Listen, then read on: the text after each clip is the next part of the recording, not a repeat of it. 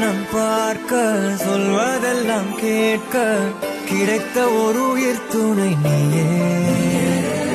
என் சிரிப்பில் பாதி என் துயரில் பாதி பகிர்ந்து நீ யாரு